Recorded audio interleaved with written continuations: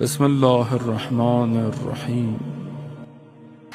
عزیزان محترم، اگر ولی خدا موجود نہ ہو تو انسان ذرا برابر بھی بندگی کی طرف جھک نہیں سکتا۔ یہ ولی ہے جس کے سجدوں میں یہ طاقت ہے کہ ہمیں سجدے خدا کو کرنے پڑتے ہیں۔ ایک امام حسین کا سجدہ کربلا میں آج بلین مسلمانوں کے سجدوں کا باعث بنا ہوا ہے۔ اس سے کوئی حقیقت پوشیدہ نہیں ہے۔ وہ سجدہ نہ ہوتا آج کوئی نمازیں شمازیں دین ہی نہیں ہوتا۔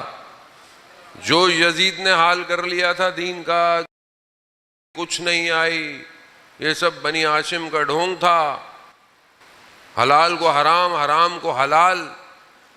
وہ کام جو آج آپ کو دیکھنے میں لگتا ہے کہ ویسٹ کر رہا ہے، یہ یزید لعنت اللہ علیہ کر چکا تھا، یہ سب کر چکا تھا۔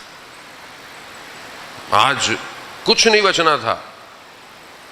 یہ تو اللہ نے ہر زمانے میں اپنے ولی کو رکھا اس لیے تاکہ دین کی حفاظت ہو۔ عزیزان محترم، خوب یہاں قارون، آپ کو پتا ہے کہ پھر قارون کو بہرحال پہلے تو بہتر تھا، لیکن بعد میں اللہ کے ولی کے مقابلے میں جو آیا، چاہے وہ قارون ہو، چاہے وہ نمرود ہو، چاہے وہ شداد ہو، چاہے وہ فرعون ہو، چاہے وہ جو بھی ہو، یہ یاد رکھیے گا، فارسی کا وہ ایک فریز ہے، ہر کے با ولایت افتاد در افتاد۔ جو ولایت کے مقابلے میں آئے گا گر جائے گا۔ کوئی بھی ہو، چاہے ہمارے زمانے کے اندر ہو، کوئی بھی ولایت کے سامنے نہیں ہو سکتا۔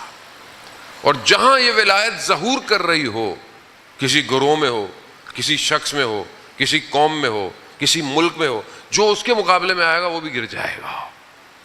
ولایت ایسی ہے۔ قارون نے پلاننگ کی، سازش کی، حضرت موسیٰ پر ایک خاتون کو خریدا، کہا بازار میں جانا، بولنا کہ حضرت موسیٰ نے تمہارے ساتھ کیا کیا۔ بازار میں کھڑے ہو کر حضرت موسیٰ پر الزام لگا۔ حضرت موسیٰ پر جب سے الزام لگا، حضرت موسیٰ یعنی ایک وجود میں جو ہے وہ غضب پیدا ہوا۔ ایسے ہی غضب پیدا ہوا، خدا کی بارگاہ میں کہا پروردگار، جنہوں نے یہ الزام لگوایا، کیونکہ وہ خاتون حضرت موسیٰ کے جلال کو دیکھ کر اس نے سچ بول دیا، کہا انہوں نے مجھے پیسے دیے تھے، خریدا تھا کہ آپ کے لیے یہ الزام لگایا جائے۔ حضرت موسیٰ نے خدا کی بارگاہ میں کہا کہ خدا ان تینوں پر عذاب نازل کر۔ تینوں کے پاؤں زمین میں دھس گئے۔ حضرت معافی مانگنے لگے، حضرت موسیٰ نے کہا کہ نہیں، اور دھس گئے، یہاں تک بدن زمین میں دھس گیا، مگر التماس کرتے رہے، گڑ گڑاتے رہے۔ حضرت موسیٰ نے کہا نہیں۔ زمین نے جب ان کو نگل لیا تو اللہ نے کہا موسیٰ، وہ کتنے گڑ گڑا رہے تھے، اگر یہ میرے سے گڑ گڑاتے تو میں انہیں معاف کر دیتا۔ اللہ رحمان، کتنا رحمان ہے۔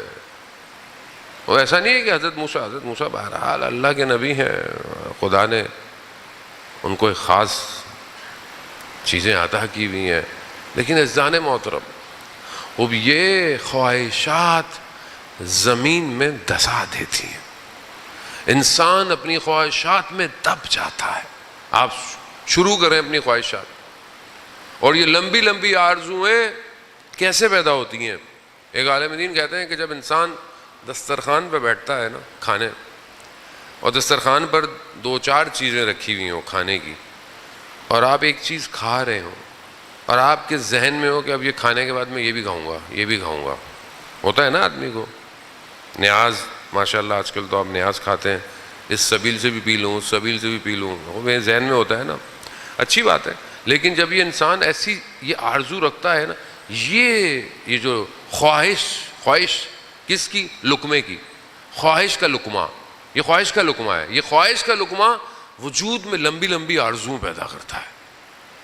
دکان کے پاس سے گزر رہا ہے، یہ بھی خریدنا ہے، یہ بھی ہونا چاہیے، یہ بھی ہونا چاہیے۔ آج کل تو دکان آن لائن ہے، ہر چیز آن لائن ہے، آپ نہ بھی چاہیں چیزیں پھر بھی آ جاتی ہیں۔ یہ خواہشات دنیا میں رہنے کی انسان کے قلب کو خدا سے دور کرنا شروع کر دیتی ہے۔ اور یہ قلب پھر ایسا ہو جاتا ہے کہ بس پھر انسان حیوان بن جاتا ہے. پھر آپ دیکھیں کہ انسان وہ کام کرتا ہے اپنی خواہشات کے، کبھی کسی کا حق کھاتا ہے، کبھی کسی یتیم کا مال کھاتا ہے، کبھی جھوٹ بولتا ہے، کبھی زیادہ تولتا ہے، کبھی ملاوٹ کرتا ہے. کس لیے؟ اپنی خواہشات کے لیے. انسان شہوت کی خواہش میں درندہ بن جاتا ہے. درندہ کیا ہے؟ اس کو کنٹرول نہیں ہے، اپنی صرف شہوت ہے اس کے پاس، کھانے کی شہوت ہے یا کوئی بھی شہوت ہے، وہ درندگی کرتا ہے، وہ چیر پھاڑ دیتا ہے. وہ یہ نہیں دیکھتا ہرن بیچارہ اتنا نازک سا ہے، چھوٹا سا بچہ ہے، نہیں، وہ پھاڑ دیتا ہے. درندہ صفت، انسان بھی درندہ صفت بن جاتا ہے جب وہ اپنی شہوت پر کنٹرول نہ کرے. آپ کے سامنے دنیا میں کیسے کیسے واقعات، انسان خود شرمسار ہے ایسی داستانوں کی وجہ سے.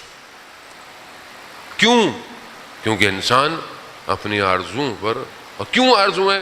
کیونکہ وہ اپنی زندگی کو سمجھتا ہے کہ یہی زندگی جو ہے وہ سب کچھ.